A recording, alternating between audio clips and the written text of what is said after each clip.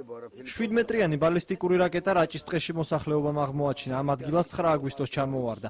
რაკეტა, რომელიც 4 ტონას იწონის საოკუპაციო ჯარმა სპეციალური დანადგარიდან გაუშვა. ასეთი სიმძლავრის ბომბი აგრესორებს კონფლიქტის ზონაშიც კი არ ჩამოუგდიათ.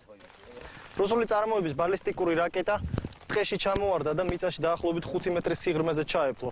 აქ 700 კილოგრამი მხოლოდ ასაფეთქებელი ნივთიერებაა. საბედნიეროდ დასახლებულ პუნქტში არ ჩამოვარდა, თორემ 100 მეტრის რადიუსში მკვდარი ზონა იქნებოდა.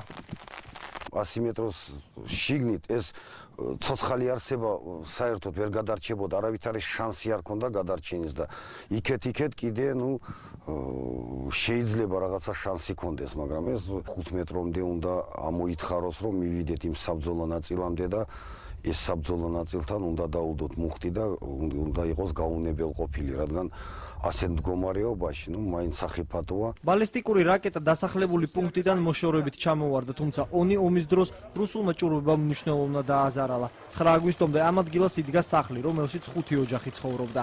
5 ოჯახი დავზარალდით, მთლიანად გასწორდა ჩვენი სახლი და მერე ცეცხლი წაეკიდა და დაიწვა. დავჭით ღია ცის ქვეშ. წედესი დაბომბეს, მერე ჩვენი სახლი დაბომბეს და იმის შემდეგ, რა ვიცი, რამდენჯერ გაიზგონი 6-7 ჭურვები იყო ჩამოგდები. ლუკა და დიტო 8 წლის ასაკში უკვე ომის ვეტერანები არიან.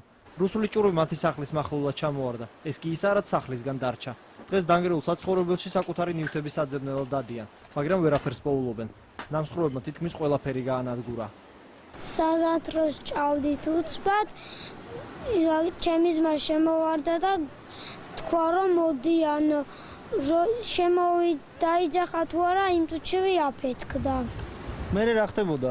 შენი მშობლები რას აკეთებდნენ? ჩემი მშობლები დედაჩემი ფეხებს იბანდა და რო გამოვიდა უცბად კარები თავზე დაიცა.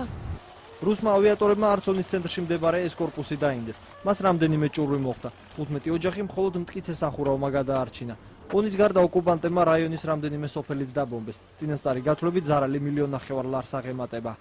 არც ერთი დაზარალებული ოჯახი არ იქნება ღია ცის ქვეშ. ეს გათვალისწინებულია უახლოეს პერიოდში, დაახლოებით 2 თვეში მთლიანად დასრულდება ონის რაიონში აღდგენითი სამუშაოების წარმოება. კიდევ ერთი ბალისტიკური რაკეტა მოსახლეობამ ომთან ახლოს იპოვა. ისიც არ აფეთქდა. ახლა უკვე განაღმულია და ქალაქის ცენტრში დევს. რაჭველები ამბობენ, გადავაწყობთ და უკან დავაბრუნებთო.